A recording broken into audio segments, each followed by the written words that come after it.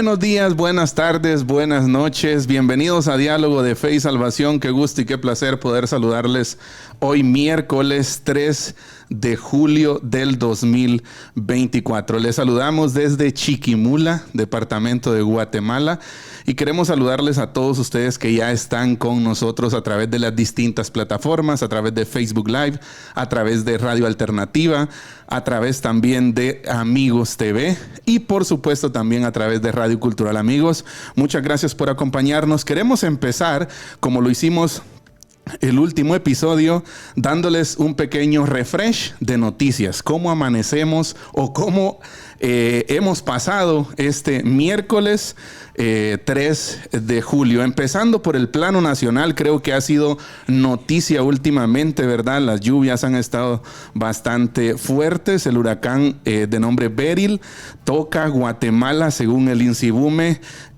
aproximadamente entre mañana jueves y el viernes 5 de julio. Así que abríguese, protéjase de las lluvias y sobre todo cuide a los más pequeños de su familia. Dentro de otras noticias de interés para nosotros como comunidad cristiana, California aprueba proyecto de ley que prohíbe notificar a los padres el cambio de pronombres de sus hijos. Así que en la escuela, en el high school, como tradicionalmente le dicen en Estados Unidos, podrán usar pronombres como ellos, todes, sin previo aviso a sus padres. Dentro de otras noticias también en Europa, en medio de la creciente islamización de Europa, Turquía está expulsando de su territorio a los misioneros cristianos.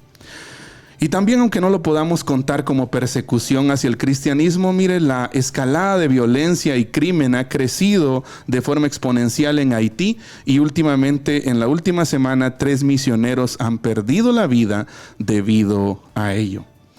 El pasado mes de abril hubieron elecciones en India y aunque ganó el partido que ya lleva varios periodos en el mando, muchos analistas auguran una disminución del extremismo religioso. Esto puede significar, según el sitio web Puertas Abiertas, esto puede significar que se estarán abriendo en India puertas nuevas para el avance, para que el reino de Dios pueda crecer un poco más en aquel país. Un reconocido apologeta que creo que en algún momento todos hemos escuchado o leído, de nombre Josh McDowell, escritor prolífico de muchos libros. Entre ellos podemos mencionar títulos como, por ejemplo, Inquebrantable y Evidencia que exige un veredicto. Publicó recientemente un documental de su vida y usted lo puede encontrar gratis en YouTube. Así que usted puede buscarlo ahí. Este documental sale con razón o con motivo de poder ayudar a jóvenes que están viviendo una crisis de fe. Dentro de otras noticias también, la popular y conocida revista Forbes recientemente publicó el ranking de países más amigables con la comunidad LGBTIQ+. ¿Y sabe usted? Guatemala no está ni siquiera en el top 20. 3 intentos judiciales, aprovechando siempre este mismo hilo de noticias, 3 intentos judiciales se realizaron para impedir el desfile del Orgullo Gay 2024 aquí en Guatemala. Ninguno de estos intentos logró su cometido. El desfile se llevó a cabo en el centro histórico de la ciudad de Guatemala, aunque claramente la Corte de Constitucionalidad exigió a la Policía Nacional Civil que verificara que el desfile se llevara a cabo, entre comillas, respetando las buenas costumbres. Una de las consignas que más se vieron en el desfile es más derechos para más personas, haciendo especial alusión a que en una sociedad tan conservadora, o como algunos han dicho, ultra conservadora como la guatemalteca, los derechos de las personas LGBTIQ deben ser respetados. Y para finalizar, se llevó a cabo el primer debate presidencial en el camino hacia la Casa Blanca de los Estados Unidos. Y según los análisis, a Donald Trump se le vio jovial, lúcido, muy bien informado. Y contrario a esto, a Joe Biden se le vio con altos y preocupantes signos de demencia senil. Los medios le dan la victoria al candidato republicano, Donald Trump, y afirman que si los demócratas quieren presentar una buena defensa contra el candidato republicano, tendrán que cambiar a Joe Biden por otra persona más capacitada para el puesto. Por último, en una reciente entrevista, George Barna, experto en estudios socioreligiosos y fundador de Grupo Barna, dijo que actualmente la gente se ha vuelto más egoísta, las iglesias menos influyentes y los pastores menos bíblicos. Agregó que Jesús vino a construir personas más que a construir una institución, haciendo una clara alusión a que uno de los peligros latentes para la iglesia de hoy es la institucionalización. Quédese con nosotros porque en la introducción de Diálogo de Fe y Salvación hoy estaremos comentando algunas de estas noticias que usted ya escuchó. Bienvenidos a Diálogo de Fe y Salvación. Aquí comienza Diálogo de Fe y Salvación. Un programa que pretende establecer una conversación permanente entre la Biblia, palabra de Dios, y la cultura de hoy. Diálogo de Fe y Salvación.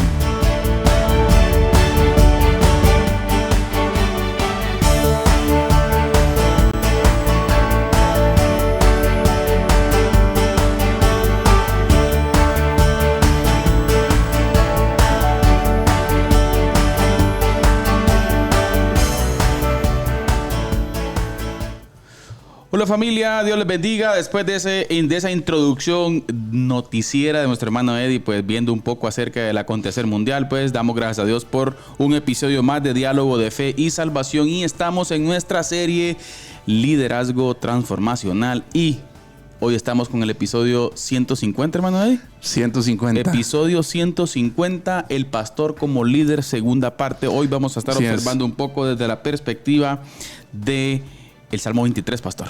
Pero antes de ello, pastor, rapidito, me gustaría nada más que tocáramos dos, después de todas esas buenas noticias en cuanto a saberlo, ¿verdad? Ustedes que son malas en otro sentido, ¿no? Ajá. Pero llama la atención la pugna judicial que hubo la semana anterior, pastor, con relación al desfile del orgullo aquí en Guatemala. Así es. Y después de los intentos, pues la Corte de Constitucionalidad llegó al punto de decir que con niños no. Así es. O sea, que con niños no, porque se violaban algunos artículos de la Constitución Política de la República de Guatemala y que también se limitaran a las obscenidades y a las prácticas, ¿verdad? Ustedes que en esos desfiles pues se observan, ¿verdad? Entonces, sí, yo creo que un gran relajo, por ejemplo, en Twitter, antiguo Twitter, ahora X.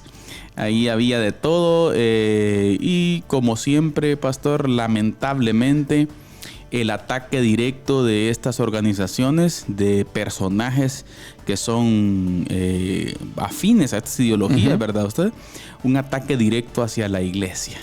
Sí, yo creo que es increíble. Yo creo que es importante. Primero, pues, lo que usted decía, ¿no? Creo que es importante que como iglesia nosotros estemos pues informados, ¿no? De lo que está pasando, de qué está pasando, cómo está pasando y más si es aún en nuestro país, ¿verdad? Claro. Y también, por supuesto, lo que está más allá también de nuestras fronteras y por eso pues damos este review de noticias, ¿verdad?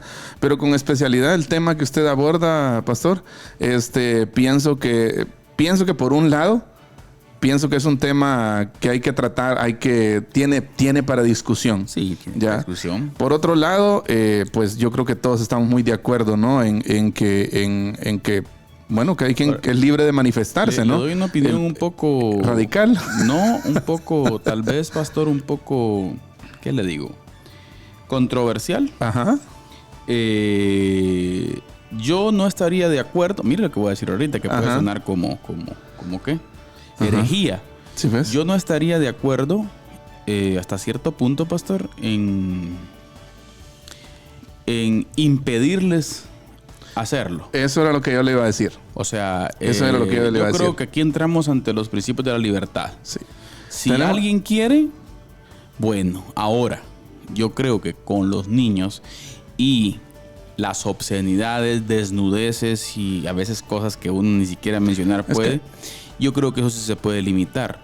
Es que ese era el punto. Exacto, pero que ellos, pastor, yo creo que no podemos llegar a eso. Sí, yo pienso que no podemos imponer una perspectiva desde el gobierno. Porque ¿verdad? no es la forma. No es la forma. No es la forma. Ahora, si usted me pregunta a mí, hermano, ¿y usted estaría contento si lo eliminan? Probablemente, ¿verdad? Usted, pero no es correcto. Pero desde la perspectiva bíblica... No es correcto. No es correcto. Que el gobierno le impida, por decir así, esto, ¿verdad? Que fuera bueno es otro tema. Exacto. Es otro tema, pero yo creo que no podemos llegar a ese nivel de extremismo. De que el Estado, no sé. exacto. Si alguien quiere ser libre, pastor, que lo haga. Sí. Pero que no imponga, o sea, que deje. Exacto. Que no imponga. Yo pienso que cuando leí la noticia, pues eso vino a mi mente también, que por un lado... Pues son libres de manifestarse, aunque la Corte de Constitucionalidad fue bien clara. Exacto. Ellos comenzaron a armar un relato falso. Sí, aunque también, pastor, yo pienso que el tema de los niños es un tema también que tiene que ver con paternidad. Sí. Con el tema del cuidado que los padres tienen que tener con los niños, ¿no? Sí, pero también aquí vamos a entrar en un lío entre ustedes si usted quiere. Démosle.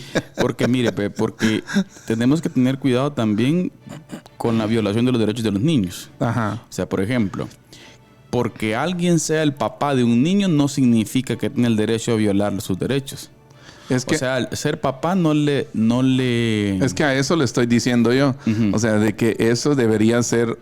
ahí es donde entra la responsabilidad del papá. Claro. ¿Ya? Desde esa perspectiva. Pero yo sí estoy de acuerdo en que la Corte sí proteja a los niños en ese sentido. O sea, ¿por qué? Porque queremos plantear de la Corte... la Corte de Constitucionalidad, entre comillas, es la que vela por el cumplimiento de la Constitución Política de la República de Guatemala. Así es. Y yo creo que sí... Un padre, y que sucede, por cierto, está vulnerando los derechos de sus hijos, no porque sea padre le da derecho a hacerlo. No, y creo que sí puede existir un ente garante de que no se afecte el derecho del niño. Exacto. Pero, como dice usted, obviamente desde la perspectiva moral educacional, bueno, la responsabilidad del papá, ¿no? Ustedes no deberían... A eso me refiero yo. Exacto, no deberían las cortes estar como interviniendo en este asunto. Exacto. Pero lamentablemente pasa, pastor, y utilizan a los niños con fines estratégicos, ¿verdad? Usted y yo creo que eso sí no está bien, pero igual. Sucesos que pasan en Guatemala y tremendo lo que... Mire, está interesante lo que son en Estados Unidos, pastor. Sí. Y la gente dirá, ¿usted por qué hablan de Estados Unidos? ¿Qué tiene que ver? Bueno, déjeme decirle que lo que pasa en Estados Unidos influye. Tiene su golpe aquí. La ola cae aquí. Influye. La ola cae aquí y a mí, le soy sincero, pastor, me da pena ajena. Me da hasta pena ajena, fíjese, cómo el máximo líder del país más poderoso del mundo por el momento, en la situación que está. Sí. Es increíble. No entiendo. Quizás no quieren provocar un caos político, ¿verdad usted? Así es. O dar por perdida las elecciones totalmente, pero el señor ya no está en condiciones. No está en condiciones. Yo creo que él padece de algo. Sí. Y no me quiero imaginar las reuniones, pastor, en el G3, G7. No me quiero imaginar. Es que imagínese usted. Sí, pero bueno, al final, a ver qué pasa, ¿no? Son cosas de actualidad que están pasando alrededor del mundo y creo que también nosotros... Porque sí tenemos que decir que es un amante y abanderado de todas las ideologías progres que van en contra de los principios de la iglesia. Por eso es que mencionamos eso. Sí, precisamente estaba viendo yo el desfile de la diversidad sexual en San Francisco. Y estaba viendo yo, por ejemplo, que un carro de los Navy SEALs, de los bomberos, o sea, de diferentes entes gubernamentales iban ahí como parte del desfile, ¿verdad? Usted de la diversidad sexual en San Francisco. Incluyó también el tema de la desnudez y nudismo y niños presentes. Todo ese tema es un tema... No me quiero imaginar los antiguos excombatientes de la Primera y Segunda Guerra Mundial. Los del desembarco de Normandía, digo. De West Point, viendo a estos oficiales y soldados así. Pero bueno. hoy. El mundo en el que vivimos. Exacto. Hablemos de la iglesia, pastor, porque estamos en serie bíblica. Hablemos de el pastor como líder. Interesante. Bueno, sigamos hablando de eso, ¿no? Venimos hablando sobre eso. Venimos hablando sobre cómo la figura pastoral, pastor, viene desde una perspectiva de servicio. Así es. No de una persona a la cual somete a su gente. Así es. Y dijimos también en el último programa, un líder al cual le interesa que la persona tenga un contacto con la escritura y crezca. Que crezca. Y que crezca. Yo creo que uno de los ejemplos que sobresale ahí, que lo hemos mencionado una y otra vez, es Pablo, ¿verdad usted? Claro. Pablo, hay una pasión en el corazón de Pablo, y la pasión del corazón de Pablo es que los creyentes alcancen la madurez.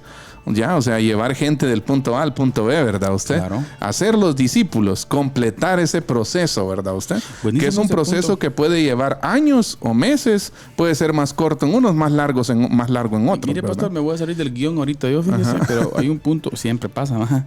Hay un punto aplicativo con lo que usted decía, y creo que es un punto aplicativo con todos los pastores que nos escuchan y nos ven. ¿Existe una ruta específica en su iglesia del punto A al punto B, al punto C, al punto D? Ese es el O sea, de hecho es uno de los argumentos últimamente, fíjese, cuando usted ve, ¿no?, personas que están analizando el contexto eclesial. Hablo no de una congregación en específico, sino el contexto eclesial a nivel latinoamericano, ¿verdad usted? De que la iglesia no está ofreciendo un camino claro hacia la madurez. O sea, porque déjeme decirle que ir al culto no es caminar hacia la madurez. Ese podría ser nada más un no sé qué porcentaje, pero es un pequeño porcentaje del camino que la gente tiene que emprender, o que está emprendiendo una vez conoce a Cristo, hacia la madurez en Cristo, ¿verdad? El culto es un programa. Entonces pienso que, hermano Carlitos, en esa línea, lo que estábamos comentando ahorita, toda iglesia local debería de ofrecer acorde a su contexto, ¿verdad? Claro. ¿Usted? La dinámica del espíritu. Exacto, los contextos son distintos, ¿verdad? Sí. Pero acorde al contexto de cada iglesia local, sea ciudad, sea aldea, sea barrio, cualquier lugar, la iglesia debería ofrecer un camino claro hacia la madurez, ¿ya? Y eso es muchas veces lo que nos falta. Lo que la dinámica del Espíritu Santo al pastor le indique, pastor, desde la perspectiva bíblica, obviamente, en la exposición de la Escritura. Pero como dice usted, muchas veces eso no está. Así es. Y yo creo, pastores, hermanos, necesitamos plantear un camino. ¿En dónde está ubicada la persona? Exacto. ¿En qué punto de su caminar en Cristo está? Exacto. Y me llama la atención. ¿En qué momento? ¿Será que ya puede comer comida sólida? Por ejemplo, Pablo toca el tema, ¿verdad? Ajá. Toca el tema también Pedro. Exacto. Toca el tema el escritor de los Hebreos. Por ejemplo, el escritor de los Hebreos hace una aplicación y una conexión con el tiempo. Por ejemplo, cuando le dice en el capítulo 5, si no estoy mal, verso 14, les dice: muchachos, ustedes ya deberían ser maestros. Debiendo ser ya maestros. Que tienen. Sí. Vengo yo aquí a explicar los primeros rudimentos. Exacto. Ustedes queriendo ir a matar corderitos, cuando no me vengan así que les vengan a explicar esto. Exacto. Ustedes deberían conocer la doctrina de la gracia. Así es. Por ejemplo. Sí. Deberían de explicar la justificación por la fe. Y me vienen a decir que tengo que explicarles que el cordero ya no, que el corderito ya vino, que el cordero ya vino. O sea, tenemos que tener una visión, pastor. Y sabe, este es un punto bien importante, fíjese. Esto creo que debe predicarse desde el principio. Ajá. O sea, el mensaje del llamamiento debe implicar ese proceso. Sí, claro. Entonces, la gente debe saber a qué se mete. Sí, precisamente ayer estaba viendo yo un tema, ¿no?, que estamos estudiando en las células, referente a eso, ¿verdad? Usted, cuando el Señor llama a sus discípulos, en ningún momento, escuche por favor, porque esto es para mí, es para usted también. En ningún momento el llamamiento de Jesús a sus discípulos fue un llamamiento pasivo. ¿Ya? Claro. Sígueme implica acción. Claro. Sígueme implica vení, aprendé de mí, vení, seguime, caminá, sufrí, viví conmigo. Mire, ¿ya? Hay algo bien interesante, fíjese, pastor, el término discípulo. Ajá. O sea, cuando vemos el término discípulo, no de por gusto, había una cultura grecorromana en aquel tiempo, ¿verdad?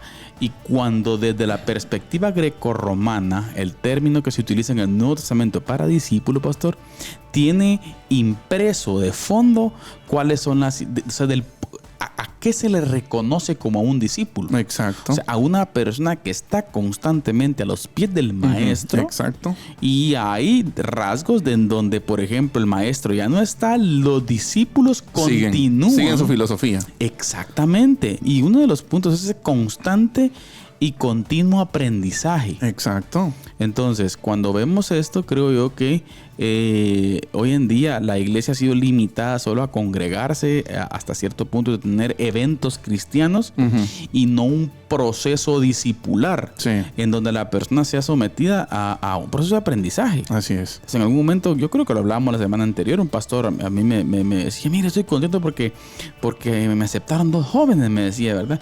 Perfecto, hermano, y ya comenzó usted a discipularlo. No, yo le dije que llegaran al culto. No, hermano, ya no. Necesita usted sentarse con él. Sí, claro. O sea, es la parte, hermano. Y ese es el gran reto que tenemos, ¿no? No hay otra forma. Y es el gran reto que tenemos como pastores, como líderes de iglesia. Pero volviendo al tema, hermano Carlitos, creo que una de las últimas cosas que mencionábamos y que creo que está conectado también con esto el miércoles pasado es que dar órdenes y liderar son 2 cosas diferentes. Claro. ¿Sí? Dar órdenes y liderar son 2 cosas distintas. Definitivamente. Estamos aquí para liderar, no necesariamente para dar órdenes. Claro. ¿Ya? Hay alguien que da las órdenes y las da en su palabra claramente, ¿verdad? Ya, entonces, y de ahí, pues obviamente lo que nos toca hoy es ver un poco, hermano Carlitos, que yo creo que es el paradigma por excelencia del ministerio pastoral, que es el Salmo 23, ¿no? Claro, hay muchas figuras que obviamente en primer lugar como el buen pastor, ¿verdad? Que es él, ¿verdad, Eddie? Nos lleva a sacar las figuras, las metáforas, las figuras literarias que ocupa el Salmo 23, que nos dan ciertos rasgos de cómo el ministerio pastoral debe de llevarse. Exacto. Y por poner un ejemplo, y me gustaría mencionar el comentario de un profesor, el cual dice, este salmo respiré en su totalidad un espíritu de calma, escuche, y confianza asegurada en Dios. Habla de una paz tan honda, una serenidad tan profunda, que ni aún el pensamiento de la sombra de muerte no le puede causar preocupación. Exacto. Tal vez no haya salmo en el cual la ausencia de toda duda, aprensión, temor, ansiedad es tan remarcada. Ahora, pensemos en el fondo del salmo. Jehová mi pastor, nada me faltará. En lugares delicados pasto. O sea, está hablando de encontrar una paz. Así es. ¿Sí? ¿Y qué hacer para ello? Bueno, vemos que es el pastor quien los guía a. Exacto. Entonces entendemos que la guianza a es la clave para poder alcanzar, si queremos decir, esta actitud o este comportamiento del corazón. Esta forma de vida, ¿verdad? Exacto, este comportamiento del corazón. Entonces aquí podemos darnos cuenta, Eddie, que lo que encontramos de fondo aquí está la guianza del pastor. Así es. Porque la oveja no va a buscar sola estos lugares. Exacto. Sino la guianza, porque el pastor sabe dónde están. Así es. Entonces, yo me gustaría unir ese pensamiento, Eddie, a qué importante es la labor del pastor de crear rutas específicas para que la gente comprenda la escritura. Ame a Jesús. Por eso le decía que estaba conectado directamente con lo que veníamos hablando, ¿verdad? Exacto. Porque si bien es cierto, hermano Carlitos, aquí hemos hablado de equipo pastoral, ¿verdad? Hemos hablado no solo de una persona, sino que el liderazgo saludable es bueno que esté sobre los hombros de varias personas, ¿verdad? Pero precisamente la labor pastoral va por ahí, lo que usted decía, ¿no? De proveer ese contexto. Sí, de proveer, hace unos días escuché a un escritor, Félix Ortiz, pastor en Barcelona y profesor de universidad también, y él decía eso precisamente, el pastor, y él, yo creo que tiene lógica lo que dijo, ¿ya? El pastor es responsable de proveer comida, ¿ya? Pero la oveja es responsable de comer. Exacto. ¿Ya? Exacto. Entonces, y ahí está el punto, ¿verdad usted? Sí. Pastor y oveja tienen que juntarse para que el crecimiento suceda. Yo tengo un conflicto serio con eso, fíjese, hermano Eddie. Es una visión que en algún momento hemos platicado con algunos hermanos maduramente, por cierto. Ajá. Y voy a meterme ese lío ahorita. Mire, pues. Por lo regular, lo que siempre tenemos en mente en nuestro contexto eclesial aquí en Oriente, vamos a decirlo así, para no limitarnos a lo que hemos visto y oído, digo, es de que el pastor tiene aquella figura, por ejemplo, mire, de andar buscando la gente. O sea, buscando la oveja perdida. O sea, así. El problema es que a veces todas están perdidas, ¿verdad? O sea, ese es el lío, ¿no? Que tiene que tener un énfasis específico sobre... Y yo no digo que el pastor no tenga que estar en momentos complicados de las personas. Sí, yo pienso que el corazón pastoral no es negociable. Pero lo que voy yo, pastor, que existe, creo yo, una excesiva... Dependencia. Un excesivo interés de la congregación. Que el trabajo primordial del pastor es andar visitando a la gente. Sí, pues. Yo discrepo. Sí, pues. Para mí, eso es una opinión personal, ¿verdad? Obviamente tengo mis bases. Para mí, el trabajo primordial del pastor es prepararse para exponer. Sí. Y las 100 ovejas, siendo discípulos llamados por el Señor, salvados por el Señor, deberían tener disposición de ir y escuchar a ese varón que se preparó. Exacto. Para explicar. Sí. Es que no fui, hay que ir a visitarle, hermano. Está bien una vez, usted algo pasó. Pero es que no volvió a llegar, hay que... No, vamos, pastores, que es el que quiera. Sí. O sea, como dijo usted, o le decía el pastor Félix Ortiz, la persona necesita querer. Sí. Es que si no quieren, entonces ¿cómo? No, y yo pienso también, hermano Carlitos, que en los diferentes ejemplos neotestamentarios que ya los analizamos juntos aquí en programas pasados, lo que vemos es eso. Vemos un oficio pastoral dedicado a muchas actividades, pero priorizando una. Exacto. Que es esta, la que usted acaba de mencionar, ¿verdad? Vemos a los apóstoles que priorizan que el ministerio de la oración y la palabra. Vemos Pablo en sus exhortaciones a Tito y a Timoteo que priorizan ¿qué? El mismo tema, ¿verdad? El ministerio de la oración y la palabra. Y vuelvo a repetir, ¿ya? Yo no estoy diciendo que no hay que visitar, pero, no. pero es que Exacto. Yo, por ejemplo, no comparto, pastor, aquella visión del pastor que va por las casas a tocar. Sí. Y ves que le cae a los hermanos casi de sorpresa, los hermanos tal vez trabajando o algo en específico, ¿verdad? Usted, y esa incomodidad así. Yo creo, no sé. A veces quiero pensar en que a la gente le gusta que el pastor sea el policía de su vida espiritual. Sí, pues. Yo creo, pastor, que estamos llamados, que sí, a apacentar, como dice la escritura, ¿verdad? Pero yo lo relaciono más, pastor, con tener una pasión de parte del pastor por crear un contexto correcto para que esta persona venga decidiendo querer aprender, sumergirse en ese proceso. Así es. El problema es que, por ejemplo, la gente hoy en día no se somete a un proceso de enseñanza-aprendizaje. Aparece cada domingo y con esa aparecida cada domingo quieren que el resto de la semana el pastor los vaya a visitar y la iglesia no crece. Y si no crece la iglesia es por causa del pastor. Y como hemos dicho otras veces, el crecimiento del rebaño se da a través de las ovejas. Así es. Porque son las ovejas las que se reproducen. Las que se reproducen, y a veces pensamos y equivocadamente que el crecimiento de la iglesia tiene que ver con el pastor. Exacto. Y no lo decimos desde la perspectiva bíblica porque seamos nosotros pastores o no, sino que es una opinión objetiva, ¿verdad? De ustedes lo que se observa en las escrituras. Así es. O en contra, o versus, mejor dicho, el pensamiento tradicional. Porque si usted observa, por ejemplo, si usted observa el Nuevo Testamento, por ejemplo, usted ve a un pueblo queriendo. Exacto. O sea, yo no miro un excesivo. Bueno, Juan es contundente en eso, ¿verdad? Los que dicen que están con nosotros, pero no están con nosotros, no eran de nosotros, dice Juan, ¿verdad? Sí, o sea, sí. Juan es contundente, ¿verdad? Exacto. Vemos a un Pablo entregando a Satanás a aquellos dos, ¿va? O sea, exacto. es que a veces queremos como jugar y los pastores muchas veces queremos como querer tener adentro gente que no quiere. Sí.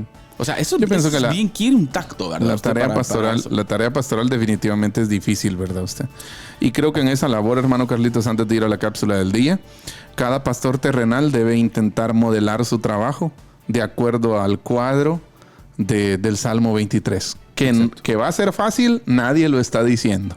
¿Sí? Claro. Nadie está diciendo que va a ser fácil, pero creo que el llamado, y ¿por qué es tan importante analizar el Salmo 23 desde así como lo estamos viendo acá?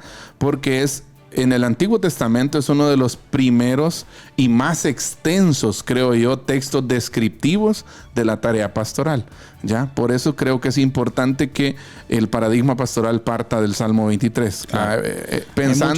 Pensando siempre en Jehová de los ejércitos, el Señor de señores, como el pastor de pastores y el que en realidad se está adjudicando aquí.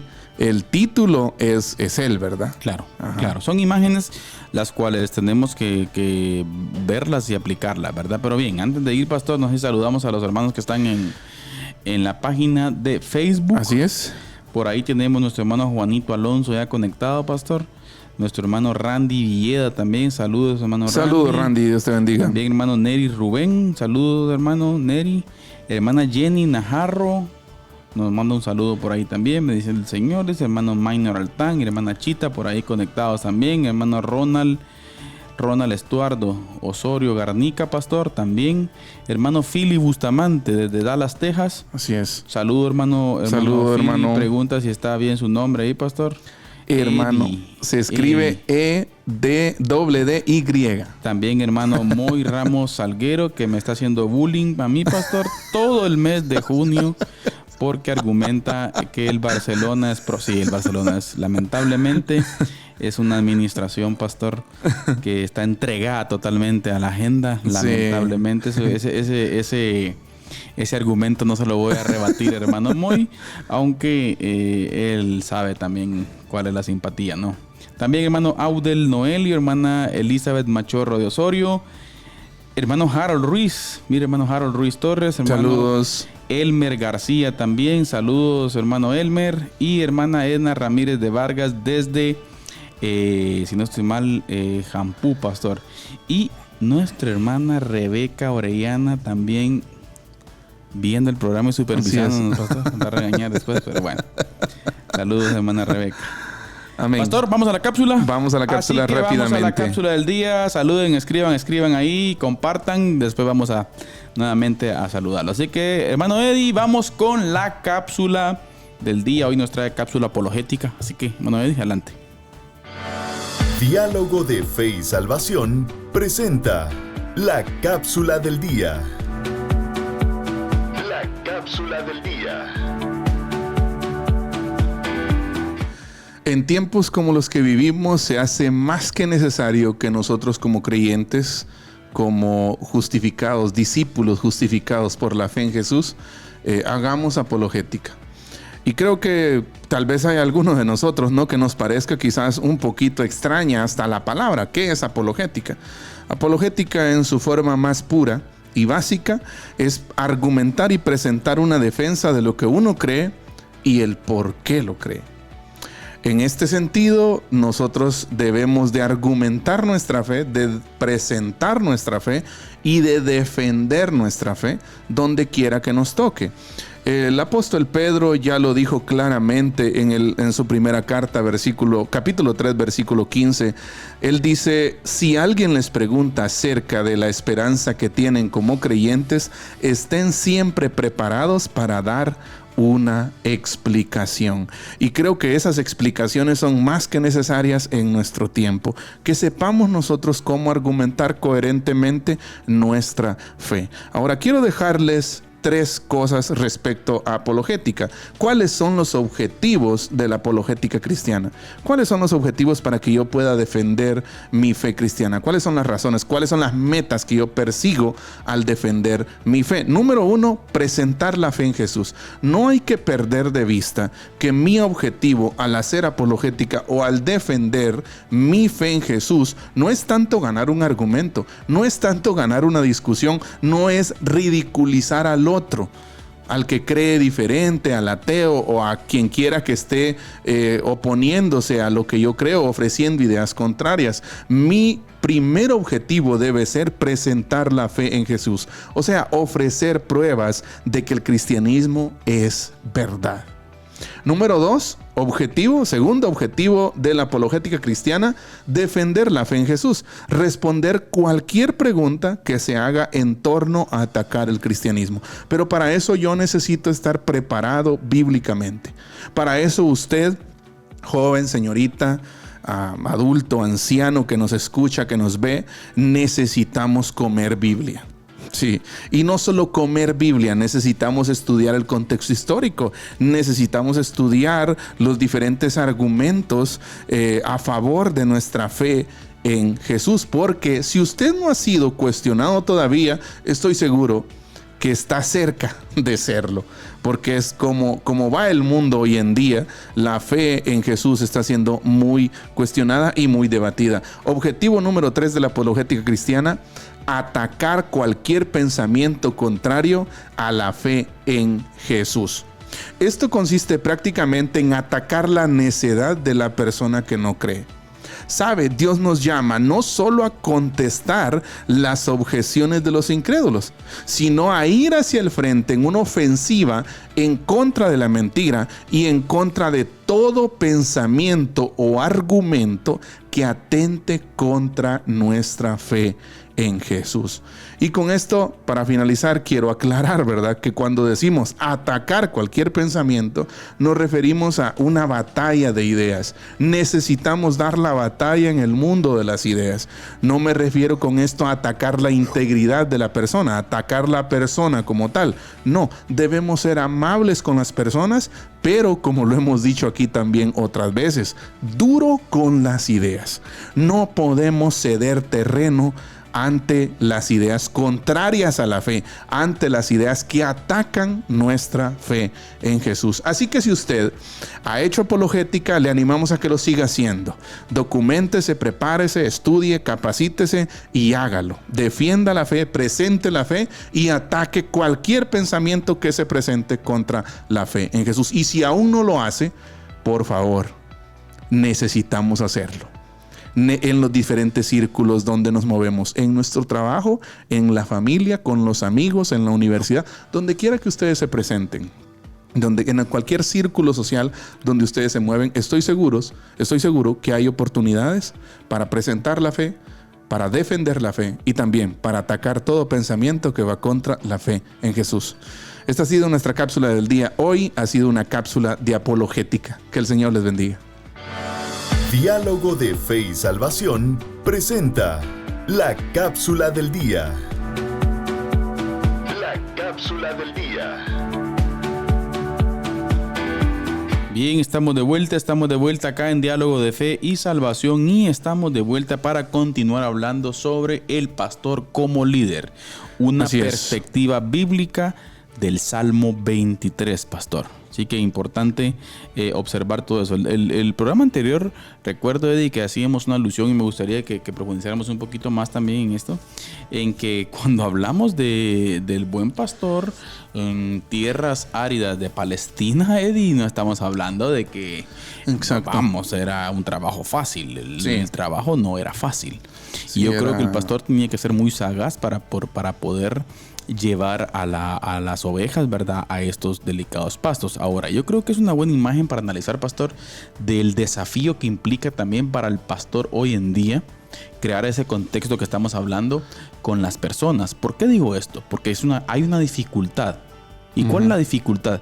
La geografía del mundo, en un sentido espiritual, ¿verdad usted? Eso le iba a decir yo. Exacto. Precisamente. En un sentido espiritual, o sea, estamos hablando de un mundo materialista, una iglesia a la cual cada vez le gustan más otras cosas antes que el reino, una iglesia a la cual batalla con la tentación, por ejemplo, el materialismo, una iglesia que batalla con la tentación de tantas ideologías, por ejemplo, hedonismo, y una iglesia en constante batalla por las tentaciones que todas, una gran mayoría tienen que ver con aquellas que Satanás le ofreció a Jesús, por ejemplo, en la tentación. O sea, y todo eso borra o hace que se mire borroso, como dicen los jóvenes, ¿verdad? Ustedes, que se mire borroso su madurez en el reino. O sea, el terreno no es fácil. Yo pienso que la idea viene perfecta, hermano Carlitos. O sea, la figura, la figura literaria del pastor es una figura especial. Porque para empezar, pues es una metáfora, no es una metáfora porque la persona llamada, ciertamente para nosotros hoy ya se volvió familiar, ¿no? La palabra pastor, pastorear en el ámbito de iglesia, ¿verdad? Pero no deja de ser una metáfora, ya, porque la gente no es, las personas siguen siendo personas, no animales, no ovejas, ¿verdad? En el sentido material de la palabra, ¿verdad usted? Pero el Señor extrae esa imagen de los contextos del Medio Oriente, terrenos polvorientos, montañas desérticas, ¿verdad usted? Y la aplica en un sentido espiritual y de guianza al pueblo, ¿verdad usted? Ahora pienso, y ahorita mientras usted hablaba ahorita de la geografía del mundo, ¿no? Pienso que estaba pensando yo de que espiritualmente nosotros vivimos en un mundo polvoriento. Claro. O sea, en un mundo desértico, ¿verdad usted? Claro, en un mundo complicado. En un mundo en donde si hablamos de pastos verdes espirituales, Es complicado. no, más bien hay cizaña. Sí, sí, sí, o monte, no sé, pasto. Yo creo que nada. Pasto que parece, Sí, le entiendo, sí, le entiendo. que parece verde, ¿verdad Y usted? en un desierto. Exacto. O sea, una alusión. De por sí, la acción pastoral en el Medio Oriente ya era difícil. Ya era difícil. A eso súmele usted que las ovejas, mientras iban caminando por el desierto, ¿verdad usted? Adelante o atrás del pastor, ya podían encontrarse con alguna mata que no fuera de que bien no, para ellos. exacto, ya, y ahí es precisamente donde se hace necesaria esa guianza, ¿no? Esa labor pastoral, ¿verdad? Hoy precisamente escuchaba una cita de Tim Keller. Ajá. O sea, Tim Keller. Bueno, habían 3 citas. Nicolás Tranchini citando a Tim Keller, en donde en un libro Tim Keller citó a C.S. Lewis. Ajá. Y mire qué interesante. Y explicaba una parte de esto C.S. Lewis. Mire qué confuso y hereje podría sonar al principio, pero no lo es así. Ajá. Decía, en tu intención de pecar, Ajá. en la raíz y en el fondo de tu pecar, Dios hasta cierto punto está de acuerdo contigo. Ahí la cosa como que se pone candente. Pero permítame. Terminemos la cita. C.S. Lewis dice esto y es interesante. Ajá. Y yo dije, bingo, es cierto. Porque en el fondo, cuando alguien peca, Ajá. ¿sí? Lo que busca es ser feliz. Exacto. O sea, en el fondo él busca ser feliz. Y Dios... Sentido de la vida. Exacto. Y Dios está de acuerdo en eso en la raíz. El problema es que en el camino buscaste otra cosa. Exacto. Hay caminos que al hombre le parecen buenos, los cuales... Su fin es camino a muerte. Exactamente. Sí. Yo creo que pongo delante de ustedes el bien y el mal. O sea, escojan en pues el bien. fondo... El punto por el cual cometiste X pecado, Dios está entendido de eso, Eddie. Sí, yo pienso que yo creo que en algún momento lo hemos hablado con usted también.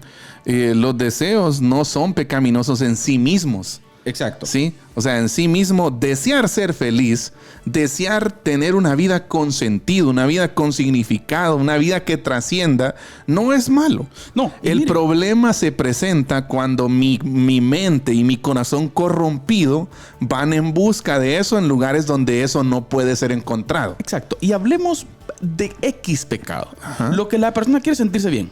Exacto. Ser Sentirse feliz. Tener significado. X cosa. Sí.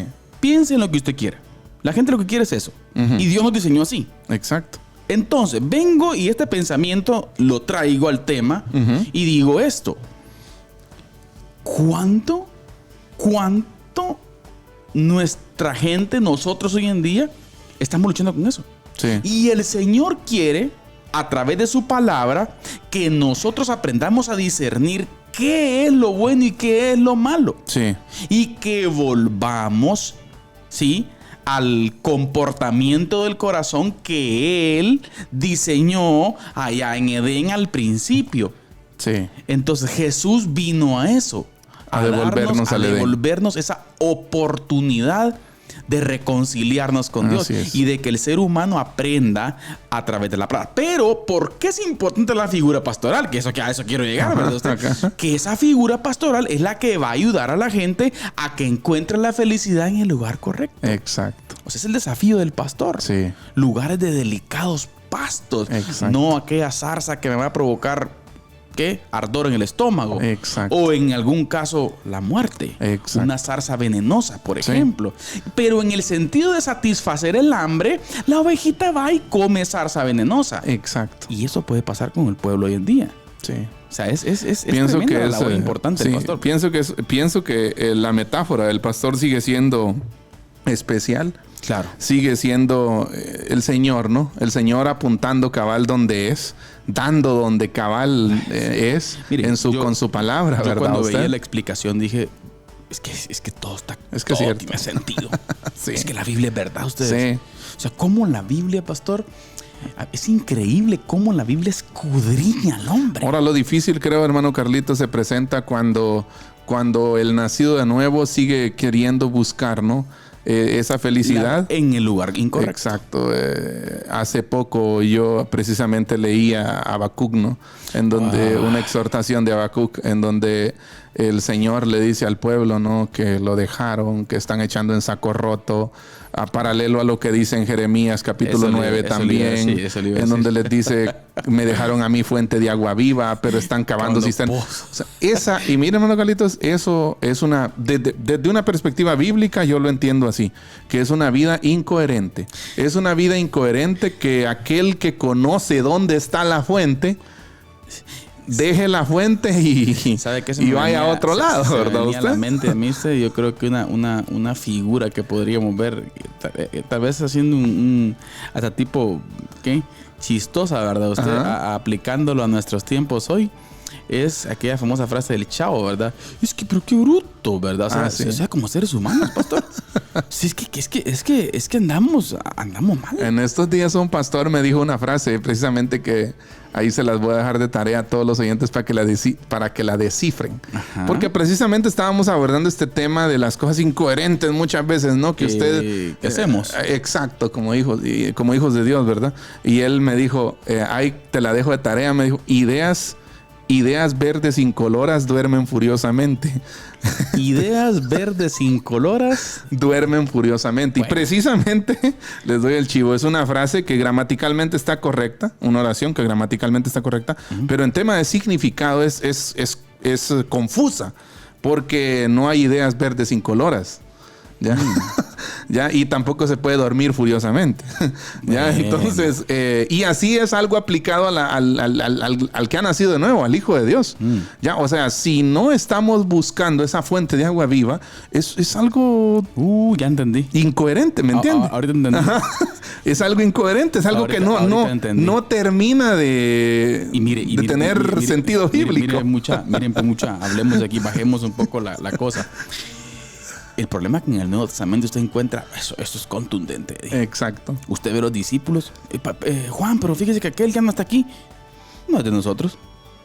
Pero bien, él pasó la oración aquel día. Mira lo que le dice el Señor a Pedro, ¿no? Qué dura es esta palabra, Señor. Váyanse. Si tú quieres, también te puedes ir. Váyanse. Pero bueno.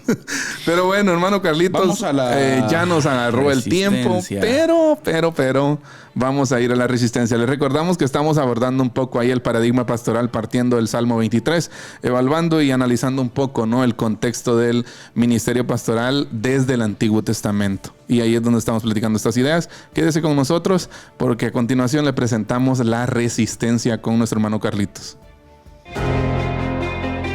Les escribo para exhortarles a contender ardientemente por la fe que fue entregada una vez y para siempre a los santos. Judas, versículo 3.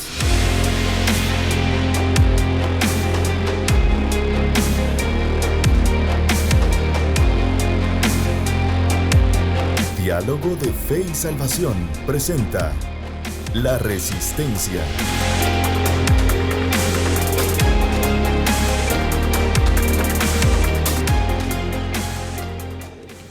Saludos familia, bienvenidos a La Resistencia, este espacio en donde tratamos de conectar las ideas bíblicas con los sucesos que hoy en día acontecen en el mundo contemporáneo. Y hoy nos vamos al plano internacional, pero ese plano internacional que está conectado obviamente con nuestra Chapinlandia, con nuestra Guatemala. Y en algún momento las personas se preguntan ¿qué tan importante es que elijamos gobiernos o gobernantes los cuales tienen las ideas claras sobre los principios fundamentales de la creación y sobre los principios fundamentales del conservadurismo, si queremos decirlo así, desde una perspectiva bíblica? Y pues como ustedes saben, desde la resistencia hemos dicho y se viene confirmando durante los tiempos que el gobierno actual de Guatemala es un gobierno el cual obviamente no es afín a las ideas de los principios fundamentales de la creación ni de los principios fundamentales del cristianismo, ¿sí? Argumentan ser laicos, pero en realidad son con ideologías muy bien claras, las cuales van en contra del cristianismo. Y quiero citar un ejemplo específico. La semana anterior específicamente se dio la cumbre internacional de la OEA, la Organización de Estados Americanos.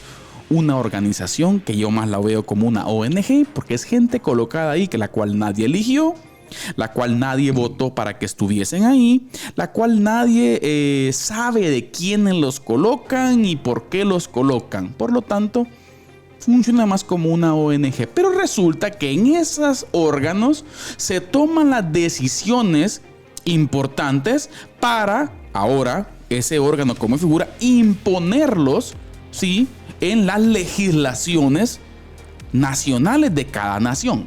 Mire usted.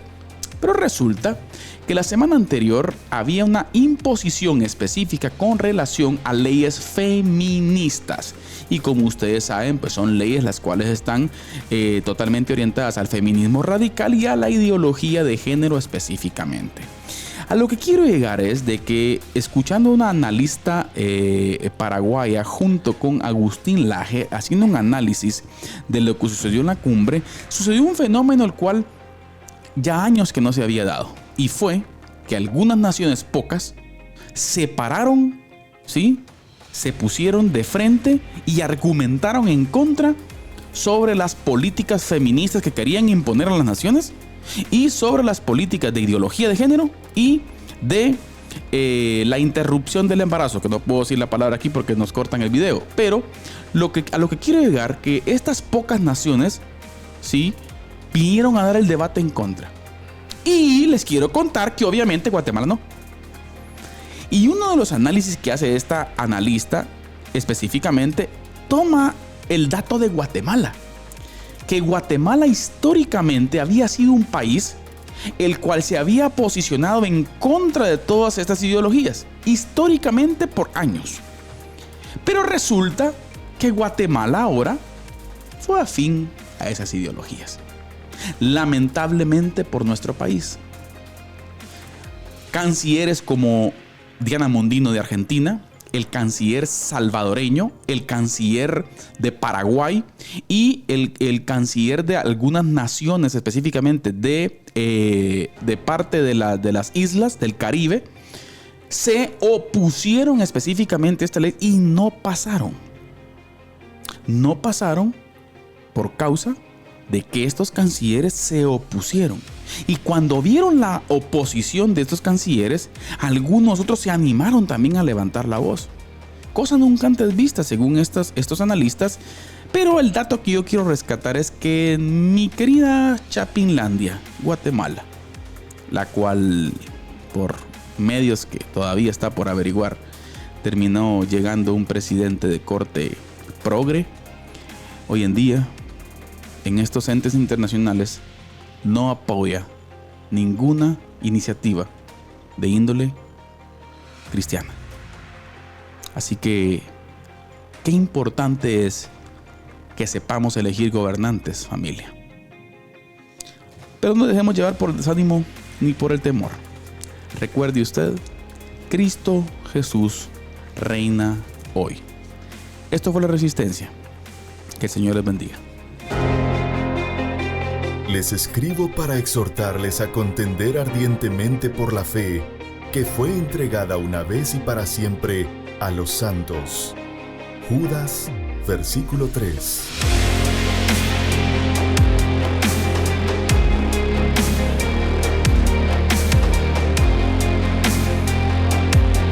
Diálogo de Fe y Salvación presenta La Resistencia.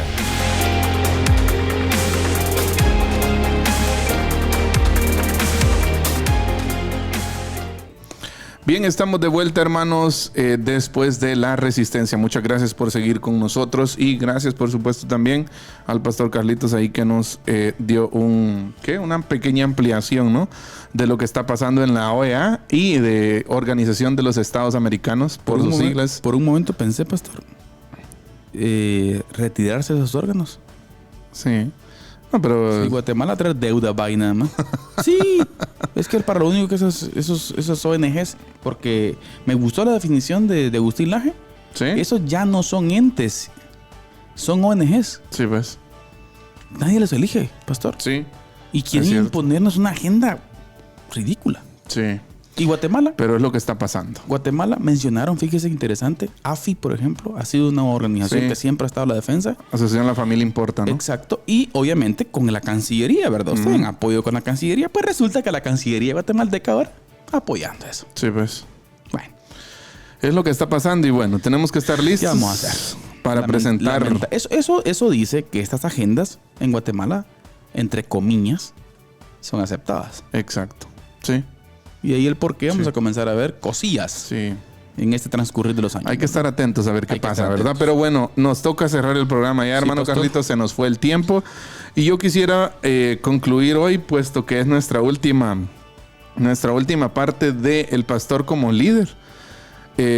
Pienso terminar con cerrar, ¿no?, con una de las palabras de Roberto Casper acerca del liderazgo, teología bíblica del liderazgo. Y me gusta lo que él dice: tenemos que escoger el modelo que queremos de liderazgo. ¿Ya?